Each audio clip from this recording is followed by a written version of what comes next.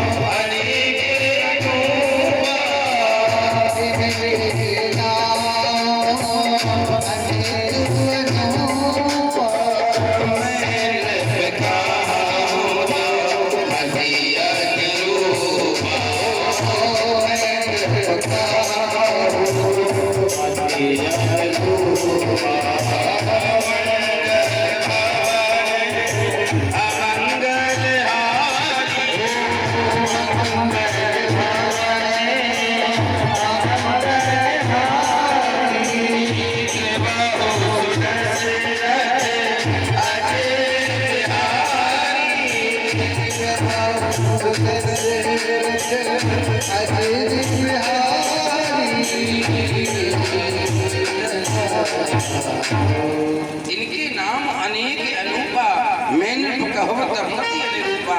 जैसी जैसी लीला करते जाएंगे वैसे वैसे इनके नाम पढ़ते जाएंगे।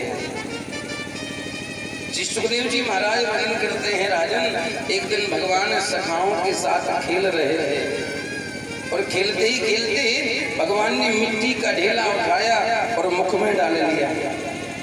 तो सारे सखा दौड़े और मैया से बोले, मैया मैया आज तो लाला ने माटी खाई। तो मैया यशोदा भी दौड़ के आई, चौरे लाला तेने माटी खाई? भगवान बोले, ना मैया मैंने माटी नहीं खाई। बोले, सारे सखा कह रहे हैं तेने माटी खाई। भगवान बोले, ना मैया कि नाम भक्षित नाप्य सर्वे मिथ्या विसंसिना यदि सत्याग्रहस्तर्हि समक्षं पश्यमे मुखं। भैया मैंने मिट्टी नहीं खाई, सारे झूठ बोल रहे हैं। अगर तुझे अब भी विश्वास नहीं है तो समक्षं पश्यमे मुखं, आकर के मेरे मुख को देख लो। तो मैया बोली, लाला ताऊ दादा भी कह रहे हैं तेने माटी खाई। तो भगवान बोले, मैया अगर दाऊ दादा कह दे तो हम मान लेंगे कि हमने माटी खाई। मैया ने दाऊ दादा को बुलाया, दाऊ ओ दाऊ। दाऊ दादा दौड़े दौड़े, कहा बात है मैया, काय को बुला रही है? तो मैया बोले, दाऊ तेने देखियो ना कि लाला ने माटी खाई? तो दाऊ दादा कहने वाले, हाँ भगवान ने सारे में कह दिया, कह दो कह दो, आप हमारी शिकायत कर रहे हैं। और दाऊ दादा तो भांग को गोला चटकावे। प्रेम से बोलो राधे। जैसी भगवान ने दाऊ दादा से कहा तुरंत दाऊ दादा ने बात पलट दी, मैया मैंने देखियो ना है कि लाला ने माटी खाई है। सारे सखा कह रहे तो मैंने कह दी कि लाला ने माटी खाई।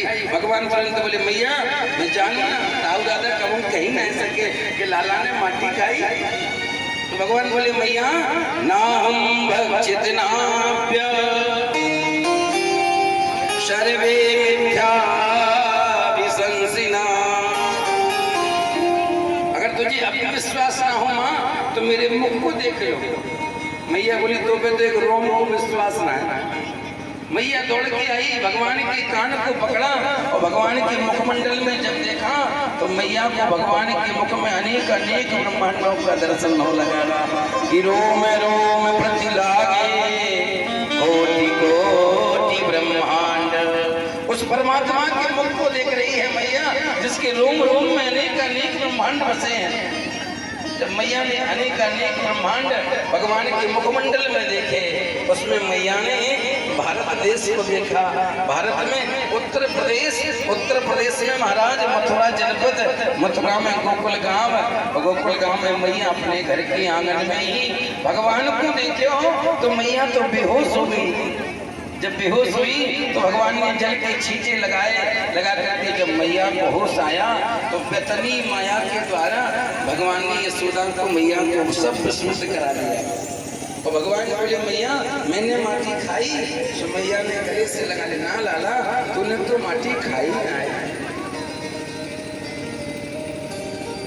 परीक्षित ने प्रश्न कर दिया सुखदेव जी महाराज से, भगवान ने मिट्टी क्यों खाई? तो सुखदेव जी महाराज बोले राजन, भगवान ने द्वापर में जन्म लेकर के केवल मिट्टी ही नहीं खाई, भगवान ने तो इस मानव शरीर बने हुए पांच भौतिक शरीर को द्वापर में भगवान ने आकर के शुद्ध किया है। परीक्षित बोले कैसे? बोले मिट्टी को पान करके पृथ्वी तत्व को शुद्ध किया। त्रावृत नामक दैत्य को मार करके भगवान ने वायु तत्व को शुद्ध किया और व्योमासुर नामक दैत्य को मार करके आकाश तत्व को शुद्ध किया और कालिया नाग से यमुना को बचाया तो जल तत्व को शुद्ध किया।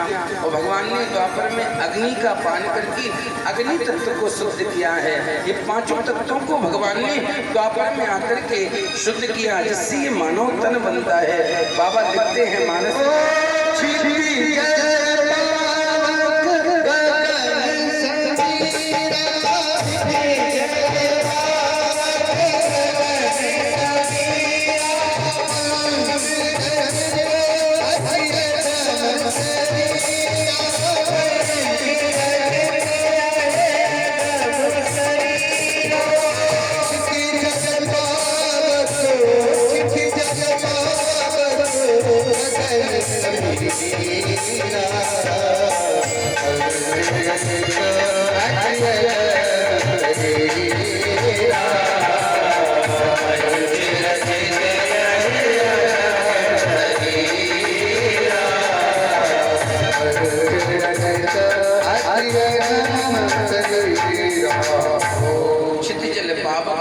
शमीरा पंच रचते के पंच तत्वों का शोधन किया है।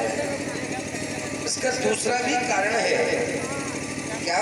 पुलिस का कारण त्रिता से जुड़ा है। तो परीक्षित ने पूछा कैसे? तो सुखदेव जी महाराज कहते हैं जब भगवान चारों दूल्हा सरकार विवाह होकर के एक कमरे में गए, मिथिला में तो उसे कोहबर की लीला कहते हैं।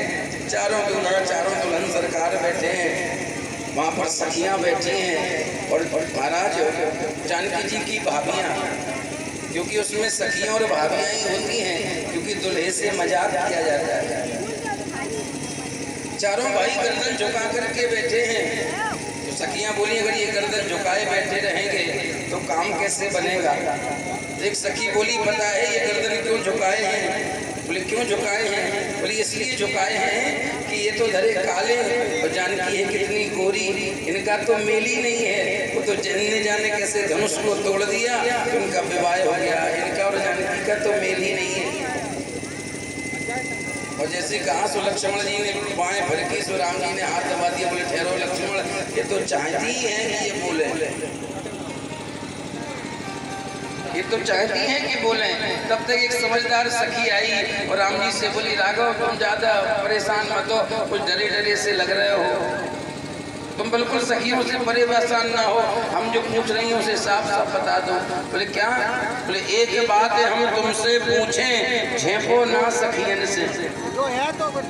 एक बात है हम तुमसे पूछें, झेपो ना सखियन से, और एक बात तुम हमें बता दो, पैदा हो तुम किनसे? किससे पैदा हो? तो लक्ष्मण जी बोले उत्तर देवे के चक्कर में थे। तो राम जी ने भ्रांत बात बोले शांति में ही आनंद है, बैठे रहो। जब कोई प्रश्नोत्तर हुआ ही नहीं तो एक सखी बोल पड़ी, पता है ये क्यों नहीं बोल रहे हैं? बोले अवध के पुरुषों में तो कोई महत्व है ही नहीं, अवध के पुरुषों में कोई महत्वता ही नहीं है। बोले क्यों? बोले अवध की स्त्रियां तो खीर खा के संतान पैदा कर देती हैं, पुरुषों में कोई महत्व नहीं है, इसलिए तो ये गर्दन नहीं उठा रहे हैं। तो चौथी सखी उठ करके बोल पड़ी, अयोध्या में पता है कैसे संतान होती है? ऋषि बोली कैसे होती है? तो बता रही है, ना पीर से होते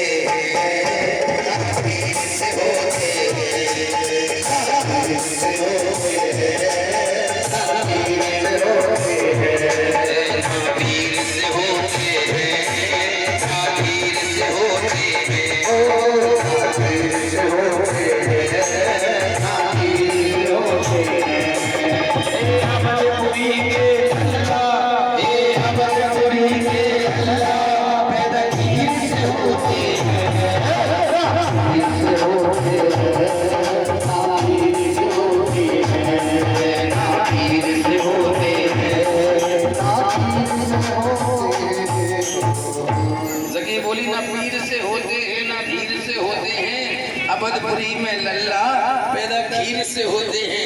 जैसे कहा तो लक्ष्मण जी ने फिर नहीं देखा राम जी की तरफ, तुरंत ही बोल पड़े, हाँ हाँ बोलो बोलो। तो बोली क्या बोलो? हम बता तो दी कि अयोध्या में स्त्रियां खीर खा के संतान पैदा कर देती हैं। लक्ष्मण बोले चलो हमारी अयोध्या की स्त्रियां तो कम से कम संतान पैदा कर देती हैं, और तुम्हारी मिथिला में ना स्त्री की जरूरत है ना पुरुष की जरूरत है। पता है कहाँ से संतान पैदा होती है? सखियां बोली कहाँ से होती है? लक्ष्मण जी बोले हम बताते हैं कहाँ से होती है। वो ना वीर से होते हैं ना वीर से होते हैं,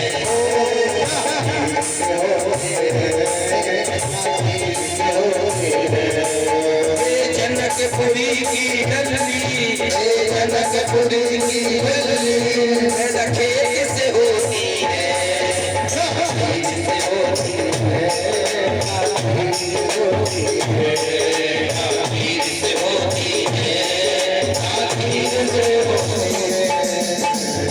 लक्ष्मण जी बोले हमारे यहाँ तो खीर खा के भी संतान माताएं कर देती हैं, तुम्हारे यहाँ तो ना पीर से होती हैं ना धीर से होती हैं, और जनकपुरी में लल्ली पैदा खेत से होती है।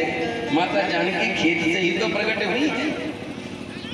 महाराज सन्नाटा हो गया, तो राम जी ने विचार किया, मेरी भक्ति स्वरूपा जानकी जब इतनी सुंदर है तो जानकी को जन्म देने वाली कितनी सुंदर है, सुंदर होगी, उसका भी तो स्वाद लूं। लेकिन भगवान उस समय त्रेता में मर्यादा पुरुषोत्तम बन करके जन्म लिया था, इसलिए भगवान वहां मिट्टी को पान नहीं कर पाए। जैसे द्वापर में भगवान आए, थोड़े बड़े हुए तो सबसे पहले मिट्टी को ही खाया, क्योंकि मेरी भक्ति स्वरूपा जानकी को जन्म देने वाली है, इसका स्वाद तो चखूं।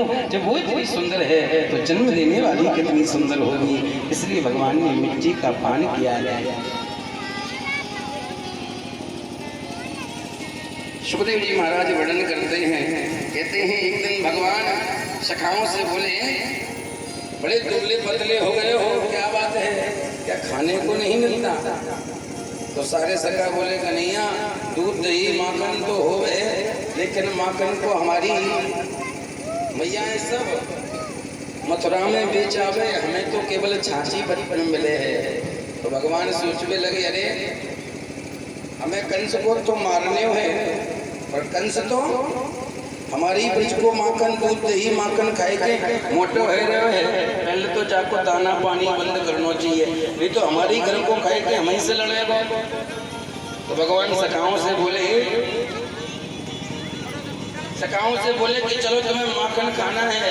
सखा बोले कन्हैया नीकी और पूछ, अगर माखन मिल जाए तो कहने क्या है, लाला अपने घर में खवावेगो।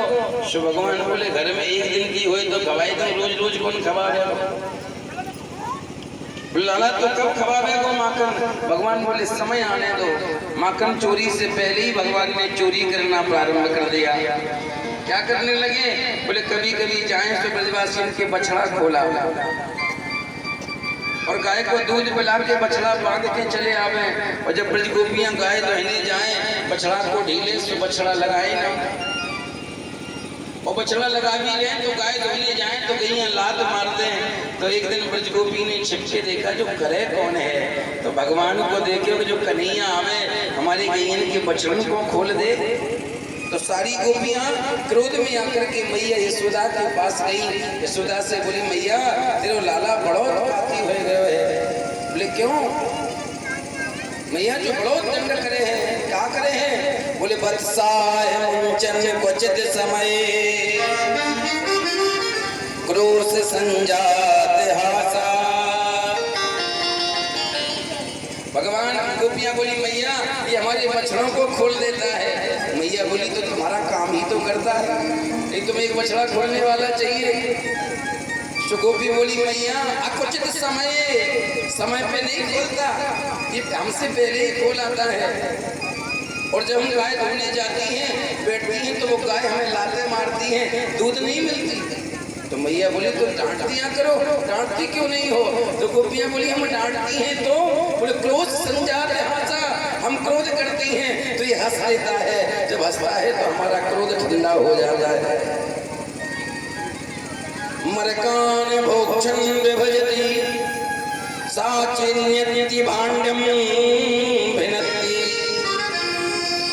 मैया ये इतनी बड़ी नहीं रुकता और क्या करता है, अपने घर में माखन चुरा के खाता है। अकेले ही खाए तो कोई दिक्कत नहीं, एक ग्वालों को भी खवाता है, बंदरों को भी खिलाता है। और बाद में सारे मक्खन के जो पात्र उनको फोड़ भांडम भिनत्ति, भांड को बर्तनों को उठाता और फोड़ करके चला आता है। और द्रव्यालाभे सग्रह कुपितो, अगर हम इससे कहें कि तुम्हारी मैया से शिकायत कहेंगी तो कहता है कि शिकायत करोगी तो और ज्यादा तुम्हारे माखन के भांड तोड़ेंगे। मैया ये कन्हैया तुम्हारा मानता नहीं है और मेरे घर की बड़ी ही चीजों को तोड़ फोड़ करता है। तो मैया ने भगवान से कहा कन्हैया आज के बाद घर से निकलना बंद। भगवान बोले ठीक है मैया।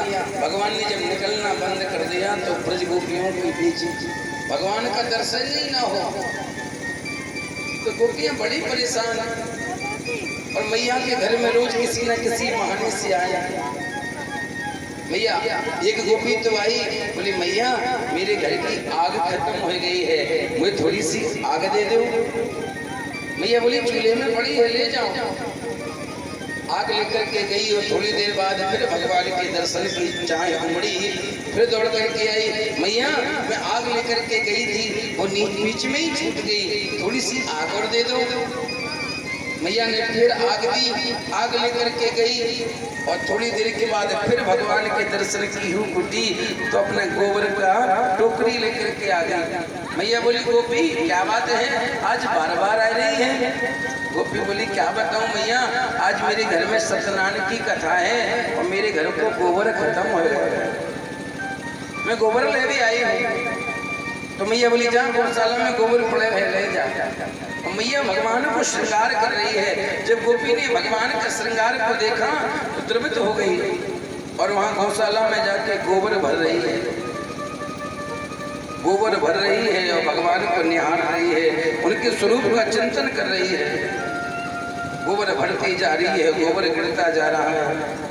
बहुत देर हो गई, जब गोपी नहीं निकली तो भगवान ने कहा मैया जब गोपी बहुत देर हो गई गौशाला में गई है, लौट के आई ना है, ऐसा तो ना मैया जाने पलंग को दरवाजो खोलियो हो और पूरे घर को गोबर लेके चली जाए। और तू कहे मैया तो मैं एक बार देख के आऊं। तो मैया को लगे कि लाला कछु समझदार हो गए है, समझदारी की बातें करे। मैया बोली हाँ लाला तू देख के आए, बात गोपी कर का रही है। और जैसे भगवान गए से गोपी तो भगवान के रूप को स्मरण करके गोबर भरती जा रही है, गोबर गिरत हो जा रहा है। तो भगवान जब पहुंचे भगवान अच्छे हो रहे गोपी कहा कर रही है, तुम गोबर भर रही है कि गोबर फैला रही है? गोपी को जैसे होश आयो तो गोपी बोली कहा बताऊं लाला मैंने कछु गोबर ज्यादा ही भर लियो है। अब तो गोपी बोली लाला तू अगर गोबर उठवावे को तो ये तो माखन को लौटा दो। भगवान बोले सच में देगी? बोले हाँ सच में दूंगी, तुम उठवाएगो? भगवान बोले ठीक है। भगवान ने उठवाया, गोपी गोबर लेके गई, थोड़ी देर बाद फिर आएगी, फिर गोबर भरे। भगवान से बोले उठवाए दे। भगवान बोले गोपी तुम बड़ी चतुर है। गोपी बोली क्यों? बोले तू जाने कि नंद को छोरा पढ़ो लिखो तो है ही ना, पढ़ो लिखो तो है ही ना, एक माखन के लौंडा के बदले में सारों घर को गोबर ले जाओ। सुन गोपी मैं पढ़ो लिखो ना है लेकिन तू गोबर ना ले जा सके। गोपी बोली नाना लाला तो जितनी बार मैं गोबर उठवावे वो उतनी तो माखन के लौंडा दूंगी। भगवान बोले मैं गिनूंगा कैसे? तो गोपी बोली लाला जितनी गोबर की टोकरी ले जाऊंगा उतनी तेरे मोहड़े पे गोबर के टीके लगाए और तुम घर में जाइयो अपनी मैया से गिनवाएंगे, मेरे घर आए जाइयो, मैं उतनी माखन के लौंदा दे दूंगा। भगवान बोले जी बात तो बढ़िया ठीक है। अब गोपी गोबर लेके जाए, भगवान की मिलने की भूख उठे, दौड़ के आए, फिर ले जाए, फिर आए, कहाँ तक कि भगवान के पूरे मोहड़े पर गोबर के टीके ही टीके लगे। जब गोपी ने आना बंद कर दिया तो भगवान दौड़ के गए, मैया मैया देख आज मैं इतने माखन के लौंदा कमाए के लाऊं। और जैसी मैया ने भगवान के मोड़े को देखियो तो मैया बोली है मेरे गोबर गणेश कहाँ से गोबर बढ़ाए के आए गए। मैया ने पकड़े भगवान के मोड़े को साफ करने लगी तो भगवान बोले मैया मैया ठहर दो, लेकिन टीके तो कितने? बोले क्यों? बोले जितनी टीके उतनी माखन के लौंदा गोपी दे गई। मैया बोली तारी के घर में माखन की कमी है जो गोबर गणेश बन के आए गए है। यशोदा क्रोध में आके बोली मुझे तो लगता है कि तुम पूर्व जन्म में सुअर था कि पंका विसक्र सकला भयम निरीक्ष दामोदर गोप बसा दिए सोदा तुम सो करो सिगत जन मन भूत नारे। जैसे कि यशोदा ने देखा तो बोली मुझे लगता है तेरी हरकतें ऐसी है कि पूर्व जन्म में सुअर था। भगवान बोले वाह मैया तुझे मेरी उस जन्म की भी याद आ गई है। पंका विसक्त सकला भयम निरीक्ष दामोदर गोप बसा दिए सोदा तुम सो करो सिगत जन मन भूत नारे। आज मैया ने भगवान को श्रृंगार दोबारा से कियो है। भगवान लौट करके दौड़ करके गोपी के घर में गए। आज गोपी सारी गोपियों को एकत्र करके बैठी है। बोले कन्हैया माखन लेवे जरूर आवे। और जैसे भगवान आए तो गोपी से बोले गोपी हमारे माखन के लौंदा दे दे। तो गोपी बोली देख लाला माखन के लौंदा तो तेरे बेरखे लेकिन तो ऐसे नहीं देंगे। भगवान बोले कैसे देगी? बोले लाला पहले तो नाचना पड़ेगा। भगवान बोले ये बात तो नहीं हुई थी कि नाच के दोगी? बोले नहीं नहीं तुम्हें नाचना पड़ेगा तभी माखन के लौंदा देंगे। सारी गोपियां भगवान को घेर के खड़ी हो गई, भगवान को बीच में खड़ा कर लिया और भगवान ने नाचना प्रारंभ किया। मेरा छोड़ दे दुपट्टा नंदलाल सवेरे दही लेके आऊंगी। मेरा छोड़ दे दुपट्टा नंदलाल सवेरे दही लेके आऊंगी। मेरा छोड़ दे दुपट्टा नंदलाल सवेरे दही लेके आऊंगी। मेरा छोड़ दे दुपट्टा नंदलाल सवेरे दही लेके आऊंगी।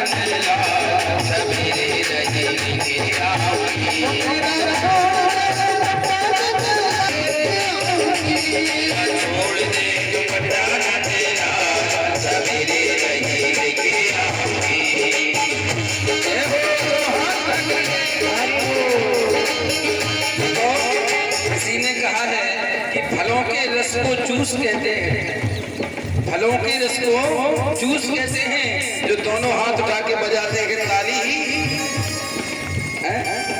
क्या बात है, बढ़ाओ हाथ। फलों के रस को जूस कहते हैं। जो दोनों हाथ उठा के नहीं बजाते ताली, उन्हें कंजूस कहते हैं।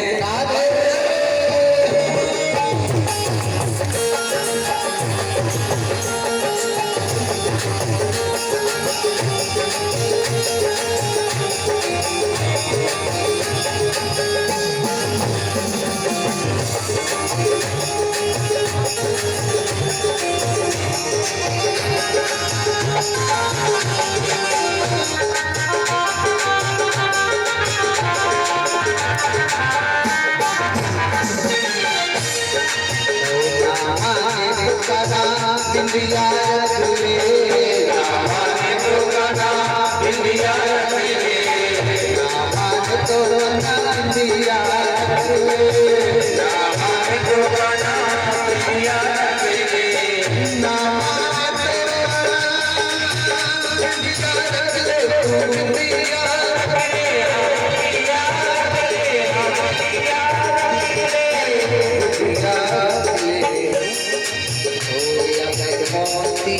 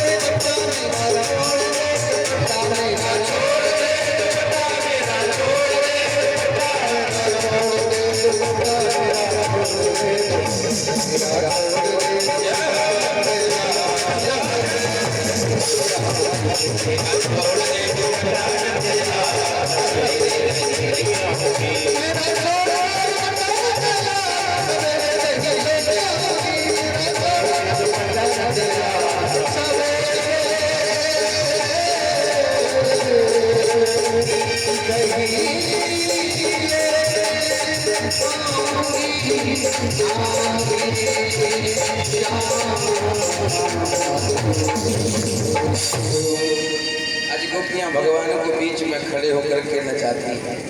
और भगवान ने देखा कि गोपियां रूप माधुर्य में इतनी भाव हो गई, इन्हें सुधी नहीं है। भगवान गोपियों के मध्य से निकले और माखन को उठाया और भगवान भाग खड़े हुए और सारे सखाओं को माखन खिलाया। तो सखा बोले कन्हैया ये तो बड़ी अच्छी व्यवस्था है, ऐसे कर लाला अगर रोज रोज जो माखन खाए को मिल जाए तो कहनो ही का है। भगवान बोले जब रोज रोज माखन खाना है तो फिर तो ऐसे तो रोज कोई खवावे ना है, तो एक काम करना पड़ेगा। बोले कहाँ? बोले फिर तो माखन की चोरी ही करनी पड़ेगी। मनसुखा बोलो दारी के तो बड़े बाप को बेटा चोरी ही सिखावे। अरे हम ब्राह्मण तेरो तो ब्याह जन्म लेते ही तय हो गए और हम बामन के पूत जैसे तैसे अगर विवाह को नंबर बने तो चोरी को कलंक लगवाए दे तो मेरा ब्याह ही ना हो। तू तो बड़े बाप को बेटा तेरा तो ब्याह ले दे के हो ही जावे लाला, ऐसे काम मत सिखा। भगवान बोले देखो माखन खाने है तो फिर रोज रोज तो कोई माखन खवावे ना है, माखन खाने है तो फिर माखन की चोरी ही करनी पड़ेगी। भगवान बोले अगर माखन खाना है तो कल 10 बजे सब या यमुना के किनारे भेंट करो, सबको माखन खाए को मिलेगा। भगवान गए तो सारे सगा बोले जो चोरी करो वो से कह रहे हैं तो नंद को लाला ठीक ना है। सारे 10 बजे हमारा सारे ठाकुर सारे ग्वाल मंडली एकत्र भय गई। भगवान आए बोले माखन चोर भगवान की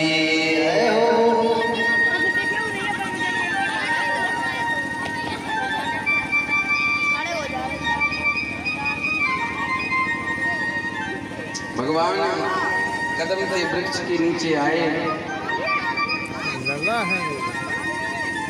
और भगवान खड़े हो गए, लेकिन एक सखा ना आया। जब एक सखा ना आयो तो भगवान बुलाए हुए लगे, अरे ओ मनसुखा, अरे ओ मधुमंगल, अरे ओ श्री रामा, सब कहाँ मर गए दारी के। राधे राधे। बोली राधे राधे सरकार की, सांवरी सरकार की, जुएलपुरी सरकार की, लड्डू गोपाल की, बिहारी की सरकार की। आहा देखो ब्याजी, आज तो बड़ी मीठी मीठी वाणी की आवाज आ रही को खाओ तो क्यों नहीं बिहारी जी की कृपा से चलिए और माखन मिश्री की चोरी करके आवे। अकेली खाओ नहीं और सखा मंडली चाहिए कि ना? पहले भैया बुला लो अपने। बुलाए ले। ओ भैया श्री रामा, वो तो भूखो ही मर तो रहे। ओ लकड़ी के, ओ मच्छुका भेड़ी के, आजा तारीख पे जल्दी आजा, आजा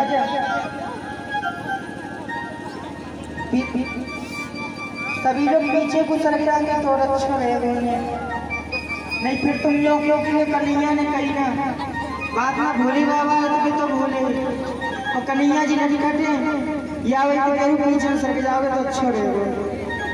जगह दे दो, देखो देखो ये लकड़ी को आओ फिर मत कहियो कटाओ। अगर लकड़ी के को दूसरा टांग रखो कब ऊपर तो हाथ तो कट जाएगा। ललाई ना माइक दे दियो कौन।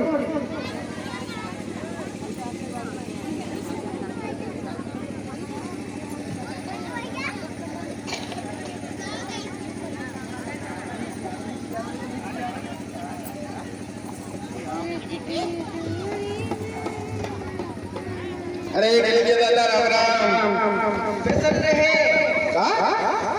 खुशी रहे। खुशी खुशी का है कह रहा हूँ। ये दादी के खुशी ना दे रो, मैं कह रहा हूँ तू चिरंजीव रहे। ओ चिरोजी दे रहा है। ये चलो चलो ये काल पीट कर दे सारे। बड़ोई भूख करे, ये हमेशा भूख ही रहे। ये दादी के मैं न्योना कह रहा हूँ चिरौंजी ले ले, तो मैं न्यो कह रहा हूँ तू आनंद मंगल में रहे। ओहो मैं आग नहीं में तो खड़ा हो देख ले सारे। मैं कौन के घर में खड़ा हूँ। तेरी जो उम्र है गई वो गंगा जी यमुना जी की तरह है। अच्छा वाला ये बात है। अब न्यो बता, हाँ हाँ आज भाभी बुला रही है। भाभी भाभी कौन सी भाभी वही बुला रही है कहाँ ये तो बता। है तेरे पीछे। वो दिख रही भाभी पीछे दिखी लड़की है। कोई ना दिखेगी, कोई ना दिखेगी। सही बता कहाँ है। अम्मी बात सुन ले, वो आई और चली गई। हाँ, और निमंत्रण दे गई है, नोत गई है। लॉन्च गई है। कहाँ लॉन्च गई है बेटा बताइए लाला। नोच ना खरीदारी की तो भोजन बच्चे तू पूरो मतलब तेरे आज है निमंत्रण देगी भोजन को। ओहो कन्या कह रही दारी के लगते हमारे भट्टन ने ले लियो। ये तो है मेरे 250-300 ग्राम देखिए। हाँ सही है, देखिए ये नट्ठू लाला। हाँ चले ना लाला अभी मत चल डर लग रहा है। भाभी बुला गई है और निमंत्रण देगी। ये प्यारे श्याम सुंदर आप आओ और माखन मिश्री की चोरी करो। नटखट नंद किशोर माखन खा गयो माखन चोर।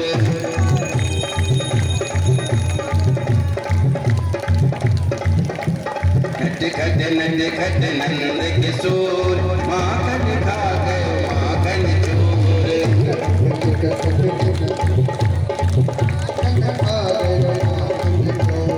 नटखट नंद किशोर माखन खा गयो माखन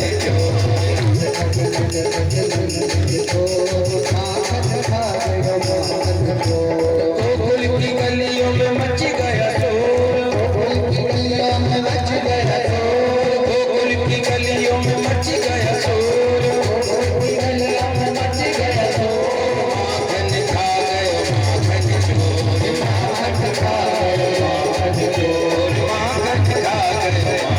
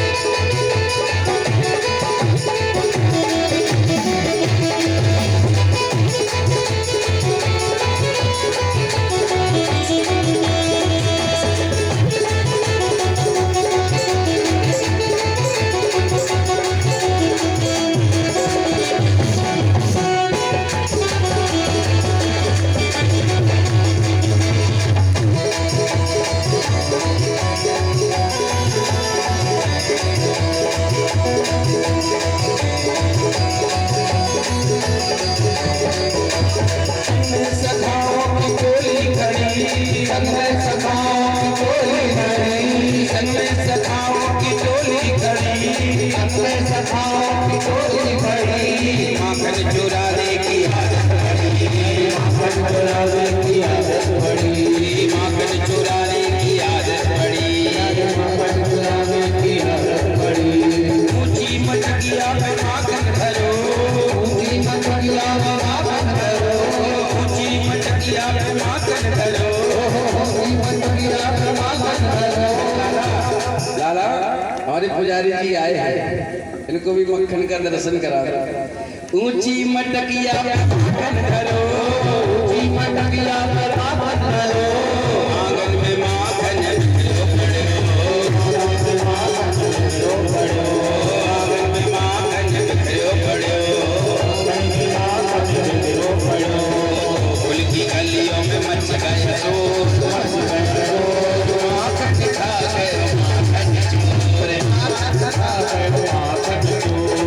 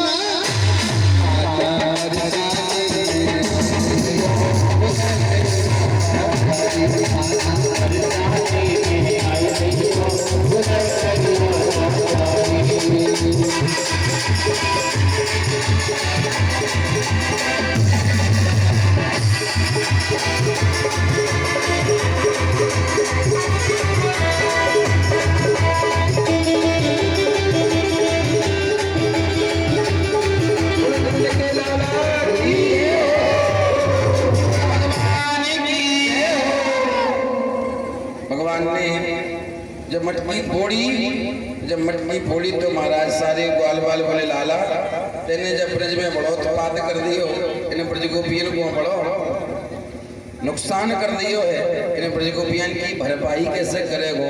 तो भगवान बोले भैया इन गोपियन की भरपाई तो इन गोपियन ही से होनी है।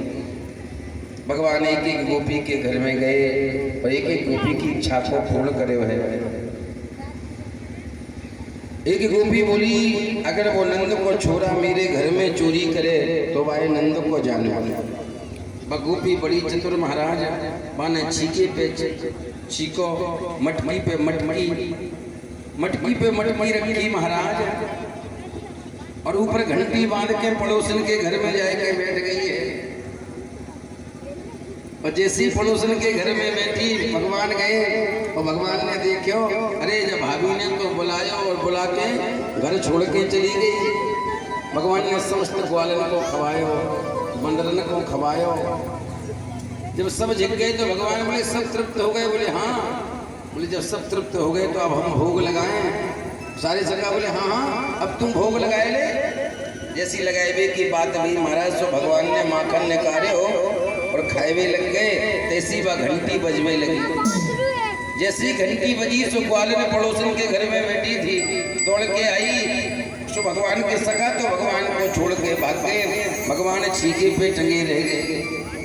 वह गोपी आई और गोपी बोली नंद के आज तो रंगे हाथ न पकड़ो है, आज तो छोड़ूंगी नहीं। तू बड़ो उत्पाती हो गए है, बड़ो उत्पात करे है, आज छोड़ूंगी नहीं। भगवान बोले भाभी तेरी सौगंध भाभी तेरे घर में माखन खाए ना आयो, तेरे घर में माखन खाए ना आयो। फिर गोपी बोली जब छीके पे क्या कर रहे है? सो भगवान बोले भाभी कहा बताऊं, जैसी तू से मिलवे आयो और मैंने देखी जब मक्खन में तो चीटी जाए रही भाभी, मैंने चीटी को निकालने के कहीं यहाँ पे आयो। तो गोपी बोली लाला तेरे मोड़े पे तो मक्खन लगे हुए।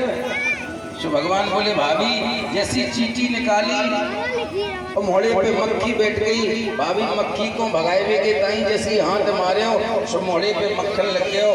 भाभी मैंने तेरो माखन तो खाए ही नहीं। गोपी बोली नंद के आज तो छोड़ूंगी ना, आज तो रंगे हाथ न पकड़े है, आज मैया से शिकायत करूंगी। गोपी ने महाराज भगवान को हाथ पकड़े सो चल दी। भगवान बोले गोपी ठहर तो सही, घंटी से तो बात कर लेंगे। जैसी घंटी से बात करी भगवान बोले घंटी ग्वालन को खवायो तू नाय बजी, बंदरन को खवायो तू नाय बजी, तेरो मेरो कहा बैर है कि मैं खाए लगी और तू बजवे लगी। घंटी बोली महाराज पूरी दुनिया खाए फर्क नहीं पड़ता, मुझे जो कार्य मिला है मैं उससे पीछे नहीं हट सकती। भगवान बोले क्या काम मिला है? घंटी बोली जब त्रिलोकी का नाथ त्रिलोकी का स्वामी भोग लगाए तो मेरा बजना मेरा काम है। आप त्रिलोकी के नाथ हो, मैं घंटी आपने भोग लगाया तो मैं बजना मेरा धर्म है। हमारे गुरुदेव कहा करते हैं, बोले घंटी गरुड़ घंटी को नित्य घर में 5 जगह बजानी चाहिए। 5 जगह गरुड़ घंटी बजाते हैं उनके घर में लक्ष्मी का वास हो जाता है। एक तो पूजा के स्थान में, दूसरा रसोई घर में, तीसरा जहाँ पे पैसा रखते हैं वहाँ पर, चौथी मकान के दहलीज के अंदर खड़े होकर के, 5वां दहलीज के बाहर खड़े होकर के। जो 5 जगह गरुड़ घंटी बजाते हैं महाराज उनके घर से लक्ष्मी कभी नहीं जाती, उनके घर में लक्ष्मी का वास हो जाता है। आज गोपी ने भगवान का हाथ पकड़ा और मैया के पास लेके जा रही है। भाई गोपी को छोड़ा सारे से पूछो कन्हैया कहाँ जा रहे हैं? तो भगवान बोले बस माखन खाए हुए जा रहे हूँ। सका बोले लाला मुझे भेज दे, मैं कल से भूखो पड़े हूँ, मेरी मैया आज तो रोटी दे भी ना आई। भगवान बोले तो चलो जा। भगवान ने गोपी से कही भाभी तुम बड़ी कठोर है, जैसो तेरो हाथ कठोर है तैसो तेरो दिल कठोर है। गोपी बोली क्यों?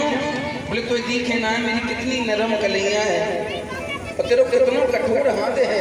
भाभी ऐसो कर कि जा हाथ छोड़ के बाहर आई। बोले कहा बात है गोपी काय को चिल्ला रही है? सो गोपी बोली तेरे लाला को रंगे हाथ में पकड़ के लाई हूँ, पीछे से भगवान आ गए, बोले कहा बात है मैया, काय को हल्ला हो रहे है। सो भगवान जैसी को भगवान की आवाज मैया यशोदा के पास देखी, सो गोपी तो बड़ी विस्मित हो गई।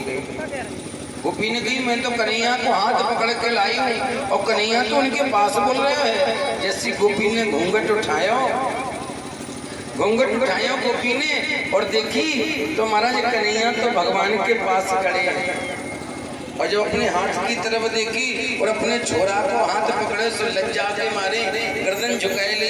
भगवान ने सारे से कहा भाभी आज तेने गलती करी सो तेरे छोरा को हाथ पकड़ाए हुए, अगर अगली बार गलती करी तो तेरे कसम को हाथ पकड़ाए दूंगा। प्रेम से बोलो। एक एक गोपी के घर में जाएगी भगवान एक एक गोपी की इच्छा को पूर्ण कर रहे हैं। सुखदेव बाबा कहते हैं एक दिन गोपी बड़े सुंदर सुंदर पकवान बनावे, भगवान गए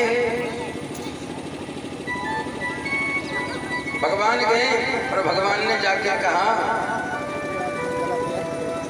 भगवान ने कहा बड़ी भाभी बड़े अच्छे पकवान बना रही है, क्या बात है कुछ खाए को दे दे। तो भाभी बोली ना ना कन्हैया आज खाए को नहीं दूं। बोले क्यों? बोले आज तो हमारी शादी की सालगिरह है, शादी की सालगिरह है, आज नहीं दे सकूं, और आज तो घर में सत्यनारायण की पूजा है। भगवान बोले अच्छा, बोले देख लेना सारी पूजा की तैयारियों कर ली है। भगवान बोले ठीक है भाभी मैं खाए। भगवान बाहर गए, सुधो कुर्ता के पिल्ला घूम रहे, भगवान ने उठाए और भाभी ने जो चौकी बनाई के रखी बाप बैठा दिए और बोले भाभी ओ भाभी देख तेरे सत्यनारायण भगवान आएंगे। गोपी दौड़ के आई तो पूजा के स्थान पर जब देखी तो दौड़ के भगवान को पकड़ने की ताई दौड़ी। हे लाला अब तो तुम बड़ो दंडी हो गए, घर की पूजा को नष्ट कर दे रहे हैं। आज गोपियां कहती हैं बत्सा है मुंचन कुछ समय क्रोध संजात हासा।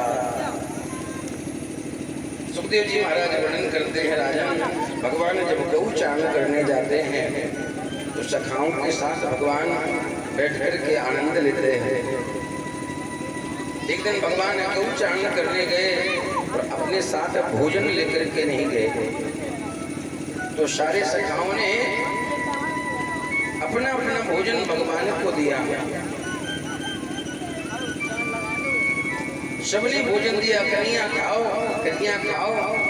भगवान एक दूसरे का झूठा भोजन खा रहे थे तो ब्रह्मा खड़े खड़े देख रहे थे, ये कैसा ब्रह्म है सबका झूठन खाता है।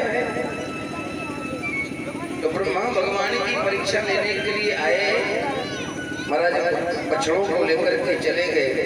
भगवान बछड़े ढूंढने गए तो ब्रह्मा सखाओं को लेकर के ब्रह्मलोक ले गए। जब भगवान लौट करके आए न सखा है न बछड़े हैं तो भगवान ने ध्यान धर के देखा अरे ये ब्रह्मा की कलाकारी है। भगवान ने उतने ही बछड़े उतने ही ग्वालों के रूप में प्रकट हो गए और 1 वर्ष तक ब्रह्मा ग्वालों को और बछड़ों को अपने ब्रह्मलोक में रखे रहे और भगवान 1 वर्षों तक ऐसे स्वरूपों में लीला करते रहे।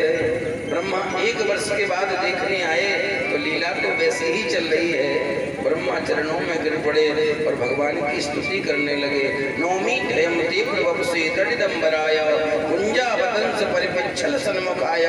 हे गोविंद हे प्रभु आप इस सकल संसार के अधिपति हैं, हम आपकी शरणागति है। पिता गुरुस्तुम जगताम धीसु तुरत कहा काल उपात दंडा।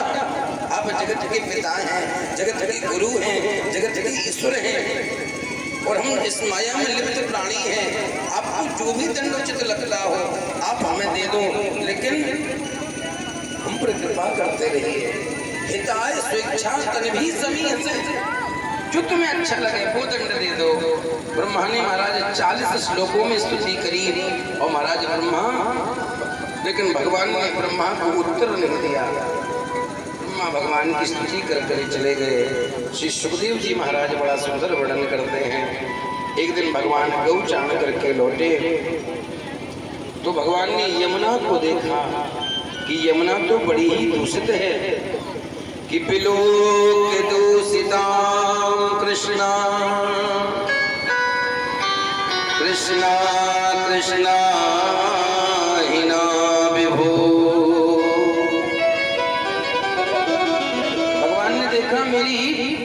ऐसी यमुना को इस कालिया नाग ने दूषित कर दिया है।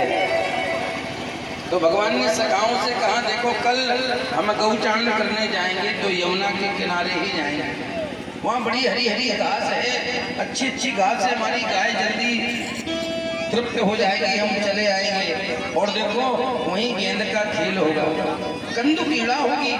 तो सारे जगह बोले ना नहीं है ना, वहाँ तो कालिया नाग रहे हैं, वहाँ कंदू कीड़ा नहीं हो सकती। अरे भगवान बोले क्यों नहीं हो सकती? बोले गेंद कहाँ है? बोले गेंद तो मधुमंगल के पास है ना।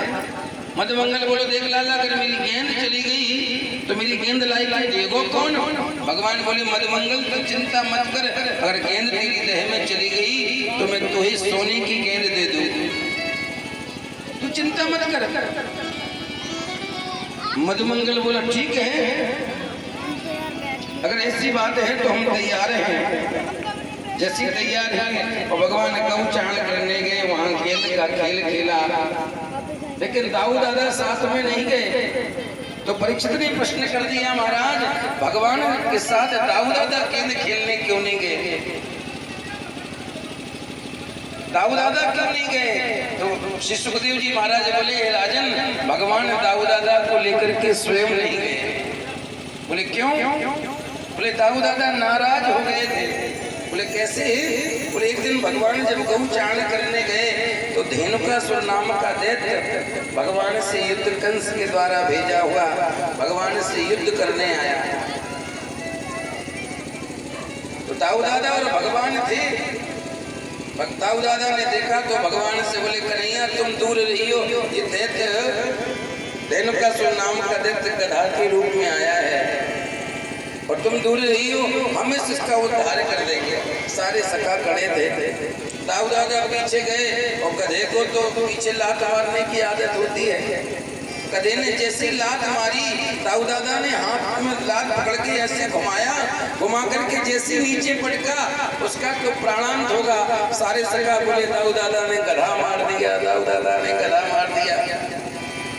दाऊ दादा बोले गधा नहीं मारा, धेनुकासुर मारा। सखा बोले नहीं, दाऊ दादा ने गधा मार दिया, दाऊ दादा ने गधा मार दिया। तो दाऊ दादा क्रोध में बोले, बस आज के बाद तुम लोगों के साथ कभी गौचारण करने नहीं आए और हम छोड़ के जा रहे हैं कभी।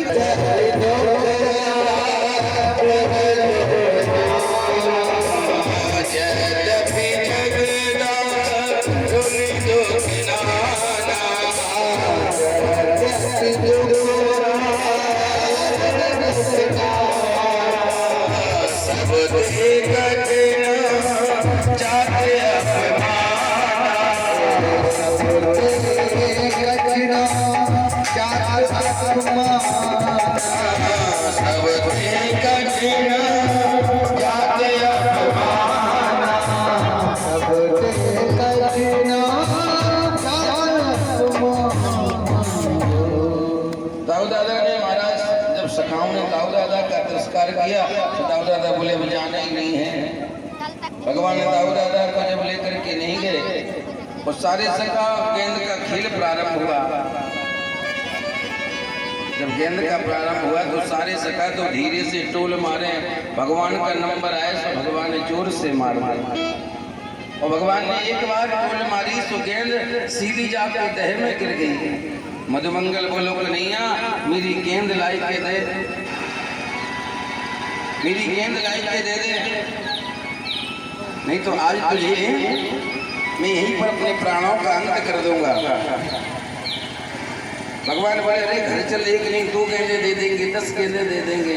जब मधुमंगल नहीं माना तो भगवान कदम के वृक्ष पर चढ़े और महाराज भगवान ने काली दह पर छलांग लगा दी। जैसी छलांग लगाई भगवान पहुंची, कालिया नाग तो सो रहा था, नाग पत्नियां जाग रही थी। भगवान ने कहा इसे जगा दो। नाग पत्नियों ने कहा हम नहीं जगा सकते, तुम चले जाओ।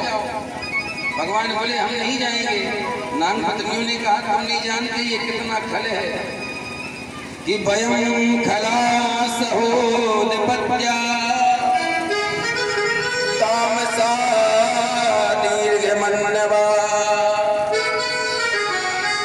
आपके शर्म की प्रवृत्ति नहीं जानते। बोले क्या है प्रवृत्ति? बोले सर्व की प्रवृत्ति अगर सर्व मार नहीं पाता, टस नहीं पाता, अगर उसने दृष्टि में देख भी लिया तो लंबे समय तक मुझे याद रहता है, वो बदला भी ले लेता है। चले जाओ। भगवान बोले तुम चिंता मत करो, उसे जगा ही दो, हम इसके लिए ही आए हैं। तो महाराज रघुनाथ भगनिया बोली तो आप जानते नहीं हो कि वयम खला, ये बहुत खल है।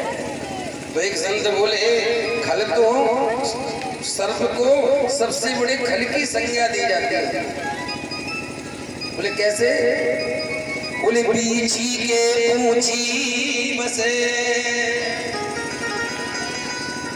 बिच्छू के हरि के नख में बसे और खल के पूरे अंग। बिच्छी के डंड में ही विष होता है, सर्प के मुख में दांत में विष होता है, और महाराज शेर के नाखून में विष होता है, और महाराज खल के तो पूरे शरीर में ही विष होता है। इसलिए वयम खला सहूद बत्या तामसा दीर्घ मन्नवा। इसलिए आप जानते नहीं हैं, आप चले जाइए। भगवान बोले नाग पत्नियों से तुम चिंता मत करो। जब तक भगवान नाग पत्नियों से बात कर रहे थे, कालिया नाग जाग गया, और जागने पर देखा ये मेरी पत्नियों से बात कर रहा है। क्रोध में आया तो भगवान को नाग फांस में जकड़ लिया। नाग फांस में जकड़ा महाराज, तो भगवान पतले बने। जब उसकी बंधन ढीली हुई तो फिर भगवान ने एक छलांग लगाई, कालिया नाग के फनों पर भगवान नृत्य करने लगे। तांडव गति मुंडन पर नृत्य बनवारी, फम फम फम फनने ऊपर पग पटकत गिरधारी। एक एक फन पर भगवान जिस फन पर पैर पटक देते, उसी फन का अभिमान दूर हो जाता। जब कालिया नाग का अभिमान दूर हुआ तो भगवान बोले कालिया नाग इस स्थान को छोड़ करके रमणक द्वीप चले जाओ,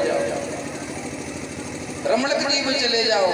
तो कालिया नाग बोला हम नहीं जाएंगे। बोले क्यों? बोले आपका वाहन गरुण हमें मार देगा, हमारे उसका बैर है। भगवान बोले चिंता मत करो, हमने तुम्हारे ऊपर अपना पद चिन्ह छोड़ दिया है। कालिया नाग तुम्हारा गरुण तुम्हारा कुछ नहीं बिगाड़ सकता। तो कालिया नाग बोला प्रभु ये बता मुझे भेज क्यों रहे हो, मेरा अपराध क्या है? तो भगवान बोले अपराध पूछ रहे हो, पूरी यमुना को दूषित कर दिया, फिर भी पूछते हो अपराध क्या है? तो कालिया नाग बोला प्रभु अपराधी हम नहीं हैं, हम अपराधी नहीं हैं, अपराधी तो आप हो। भगवान बोले हम? बोले हाँ अपराधी आप हो। कालिया नाग बोला हाँ बताएं। भगवान बोले बताओ। तो कालिया नाग बोला प्रभु बताओ संसार को बनाता कौन है? भगवान बोले मैं। बोले से चलाता कौन है? बोले मैं। कालिया नाग बोला इस संसार में 3 प्रकार के प्राणी किसने बनाए? भगवान बोले मैंने बनाए, सतोगुणी रजोगुणी तमोगुणी। तो कालिया नाग बोला प्रभु अगर आपको मुझे तामसी योनि में जन्म देना था, जब मुझे आपको मुझसे अच्छे कर्म की चाह थी तो मुझे तामसी योनि में जन्म क्यों दिया? चलो तामसी योनि में जन्म दे दिया ठीक है, लेकिन मेरे कंठ में विष की थैली क्यों रखी? अगर मेरे कंठ में विष की थैली ना होती तो क्या ये यमुना दूषित होती? अगर मुझे तामसी योनि में जन्म न मिला होता तो क्या आज ये दुर्दशा होती? महाराज जब आपको हमसे अच्छे कर्म की चाह थी तो आपको मुझे तामसी योनि में जन्म नहीं देना था। कि मिला तामसी योनि में जन्म मुझसे, वो शुद्ध सतोगुण लाए कहाँ से? जिस दुर्लभ दर्शन आपका हो, वो और की सेवा में जाए कहाँ से? अब भले ही हमें दोष लगाओ, इस संसार को चलाने वाले ही आप हो। हम संसार के प्राणी तो कठपुतली हैं, आप जैसा नचाते हो वैसे ही नाच रहे हैं। अगर आप प्रेरक न होते तो महाराज दो सगे भाइयों में युद्ध नहीं होता कि 10 कंठ विभीषण बंधु सगे, यह भेद परस्पर क्यों ठन जाता, यदि प्रेरक आप न होते प्रभु, तो पिता पुत्र में युद्ध ये क्यों ठन जाता। आप अगर प्रेरक न होते, आप जगत के पिता हो, हम आपकी संतान हैं, क्या हमें सामर्थ्य थी कि हम आपके साथ युद्ध कर पाते। ये सब आप ही करने वाले आप हैं, कराने वाले आप हैं।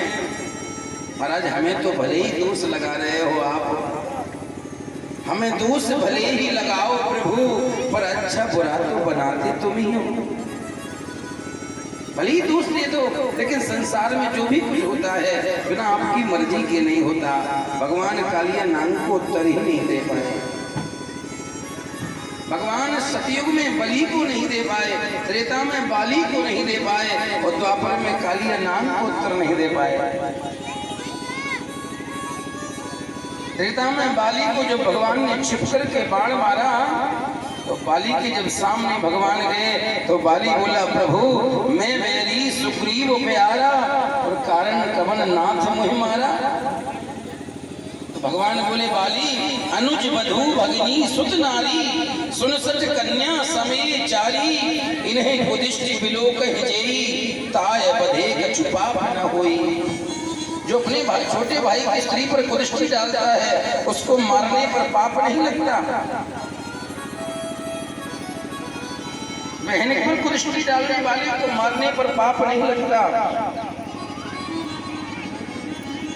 अब तुमने तो अपने भाई सुग्रीव की पत्नी पर कुदिष्टि डाल दी, तुम्हारे मारने पर कोई अपराध नहीं है। तो बाली बोला, प्रभु अजहू मैं पापी अंत काल गति मोर, क्या मैं अब भी पापी हूँ, मेरे सामने आप खड़े हो। क्योंकि हमने सुना है आप ही का तो कथन है कि सन्मुख हो ये जीव मोह जबहि, जन्म कोट अग्नाशय तबहि। जो आपके सन्मुख आ जाता है उसके सारे पाप नष्ट हो जाते हैं। अब आप मेरे सन्मुख हो, क्या मैं अब भी पापी हूँ। तो भगवान को ही कहना पड़ा, बाली तुम्हें अभय दान दे दें, प्राण दान दे दें। तो बाली बोला, नहीं, जो ऐसी मृत्यु तो यतियों को नहीं मिलती, योगियों को नहीं मिलती, सिद्धों को नहीं मिलती, जो मृत्यु मुझे मिल रही है। जन्म जन्म मुनियतन कराही, अंत राम मुख आवत नाही। आज भगवान ने कालिया नाग को रमण कुंड पे भेज दिया। एक सत्य ने प्रश्न किया, भगवान ने यमुना को कालिया नाग से शुद्ध क्यों किया। एक संत बड़ा सुंदर भाव देते हैं, बोले भगवान के मन में था कि गोपियां और ग्वाल हमसे बहुत प्रेम करते हैं, प्रेम करते हैं। अगर मुझे वृंदावन छोड़ करके मथुरा जाना है, अगर मैं वृंदावन छोड़ के मथुरा जाएंगे तो ब्रज गोपियां और ग्वाल हमारे बगैर नहीं रह पाएंगे, अपने प्राणों का अंत करने को तत्पर हो जाएंगी। और कहीं तोड़ करके यमुना पुलिन पर आ गई और उन्होंने इस कालिया नाग के विषैले जल को पी लिया, तो एक क्षण में ही इनका प्राणांत हो जाएगा। इसलिए पहले गोपियों और ग्वालों की रक्षा के लिए भगवान ने कालिया नाग को यमुना से दूर भेजा और शुद्ध किया है।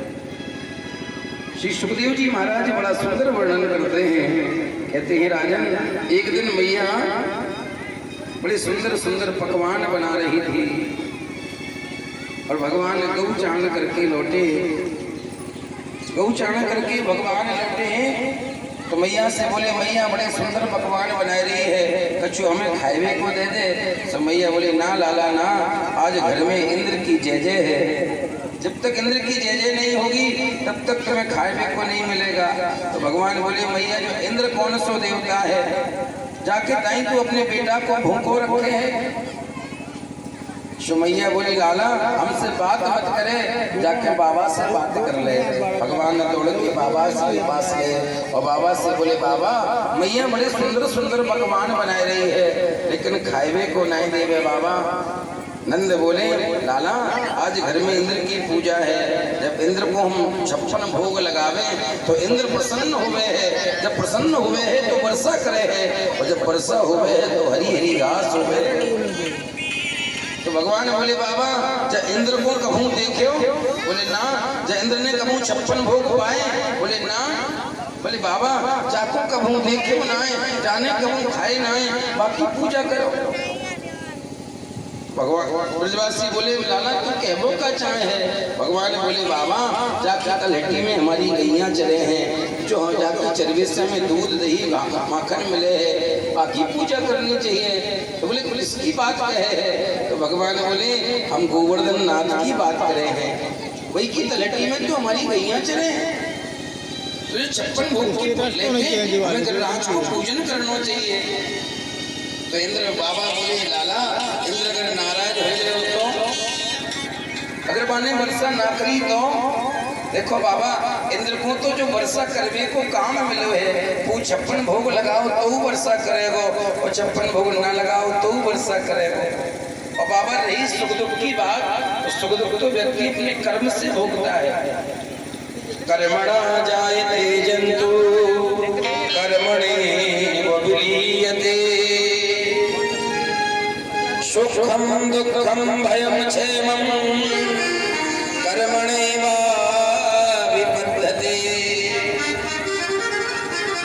बाबा सुख दुख तो व्यक्ति कर्म से भोगता है, इसमें इंद्र का कोई महत्व नहीं है। तो ब्रजवासी बोले बाबा लाला ने हमें बड़े बड़े उत्पादन से बचाया है, बड़ी रक्षा करी है, या की बात मान के हमें गिरिराज को पूजन करना चाहिए। तो ब्रजवासी बोले लाला तेरे गिरिराज में 56 भोगन ने पावेगो। भगवान बोले जब भाव से पवाओगे तो जरूर पाएगा। सारे ब्रजवासी ने अपने अपने चरण में महाराज 56 भोग रखे और लेके गिरिराज जी की तलहटी में जा रहे हैं, और ब्रजवासी बड़ी तैयारी कर रहे हैं। कल की कथा बड़ी सुंदर है, भगवान के महाराज की लीला का दर्शन और कृष्ण रुक्मिणी विवाह की कथा तक हम कल श्रवण करेंगे।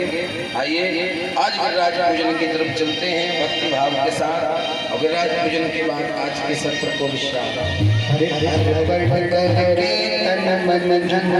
चतुर चले सब घोर हरे प्रण करके तन मन धन, चतुर चले सब गोवर्धन। करके तन मन धन, चतुर चले सब गोवर्धन। अर्पण करके तन मन धन, चतुर चले सब गोवर्धन। श्री राधे राधे बोले, श्री राधे राधे बोले, श्री राधे राधे बोले, श्री राधे राधे बोले। करके चले सब गोवर्धन। अर्पण करके तन मन धन, चले सब गोवर्धन।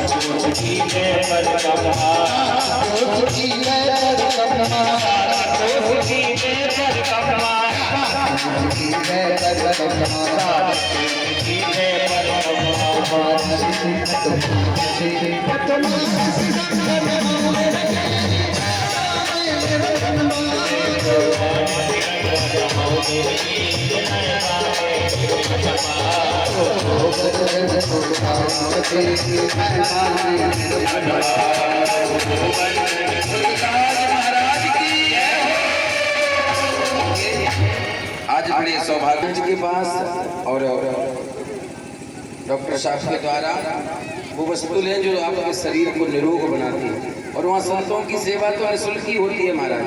दवा भी, भोजन भी और जो भी सेवा होगी निःशुल्क ही होती है। संतों के लिए तो ये गॉडेड है, उनके जीवन का सौभाग्य है कि अब ऐसे समय पर उन्हें ऐसी वस्तु प्राप्त हो गई है।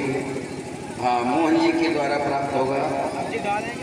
आइए सभी लोग बारी बारी से पूजन करते जाएं गिरिराज बाबा का, ये क्रम भी चलता रहेगा और बारी बारी से पूजन भी करते रहें। ये बहुत बड़ी अच्छी चीज़ है। जोरदार ताली बजा कर एक बार स्वागत करें और सभी लोग बारी बारी से पूजन करते रहें।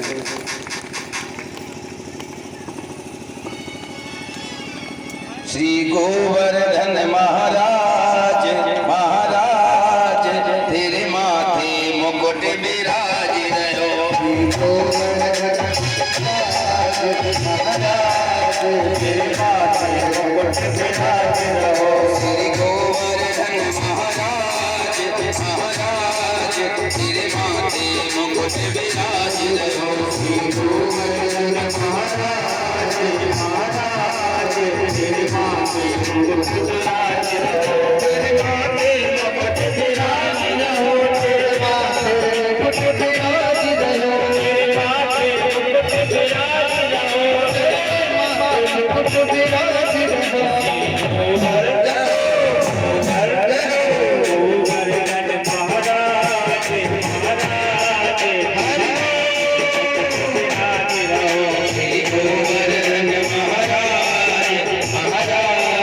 तेरे माथे मुकुट विराज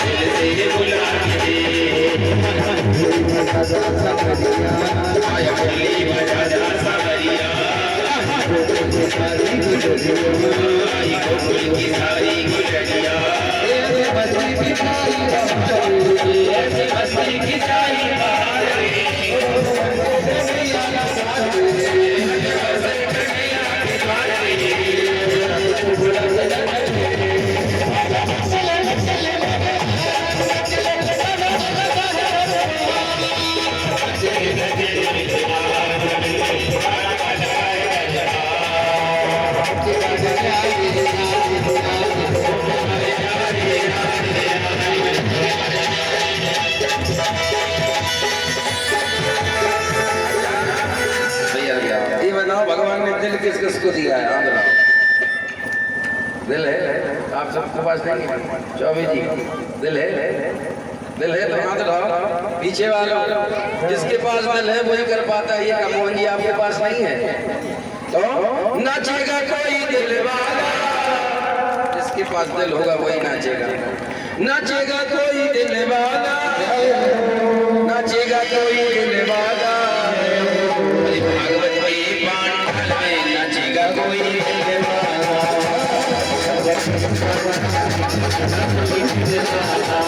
भागवत के पांडल में नाचेगा कोई दिल वाला। नाचेगा कोई दिल वाला, नाचेगा कोई दिल वाला, नाचेगा कोई दिल वाला, नाचेगा कोई दिल वाला, नाचेगा कोई दिल वाला। भगवत के पांडल में नाचेगा कोई दिल वाला। भगवत के पांडल में नाचेगा कोई दिल वाला। पांडल में हनुमत नाचे, पांडल में हनुमत नाचे, पांडल में हनुमत नाचे, हनुमत नाचे, हनुमत नाचे भैया हनुमत नाचे, हनुमत भैया हनुमत नाचे। सीना पार कटाला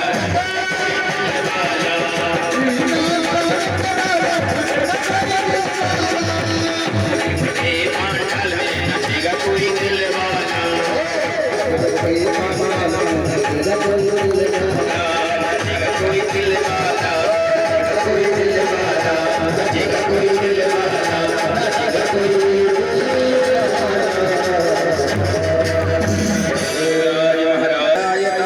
श्रोत्राद्वारस्य प्राणस्य मुखात् अग्निरजायता।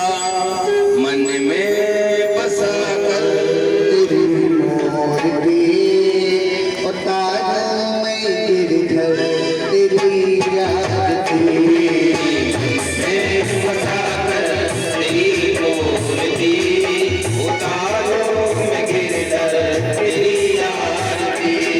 तेरी याद की, तेरी याद की, तेरी याद की, हाँ तेरी याद की।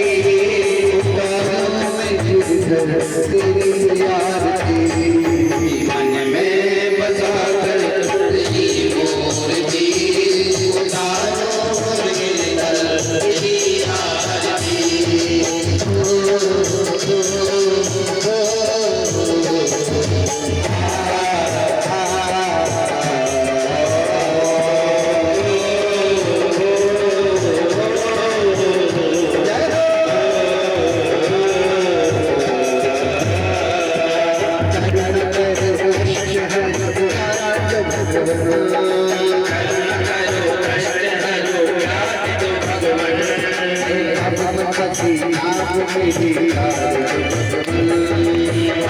पसीना हो मेरी तार दो भगवन।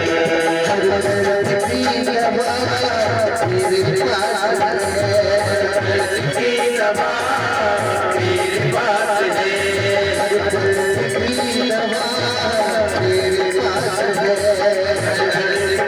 पास तेरे पास है।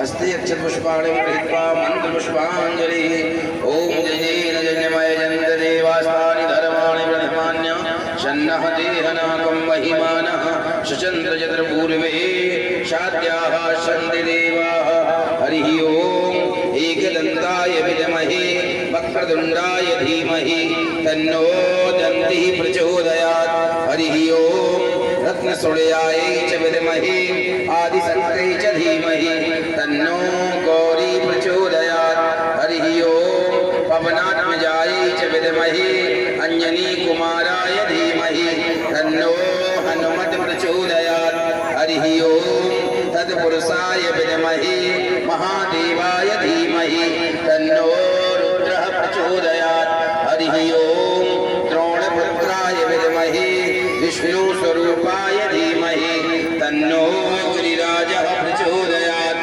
श्रीमन्त्रिका पाठ लगे कोन्ना बुझा जिगर भी रसाल कोई बिल बाबा वाला श्री कलम गिरी त्वं पूजयाम जगदीश्वर मे प्रसीद नाना वंदे पुष्पाणि अनाकार भवानि जाना पुष्पाणि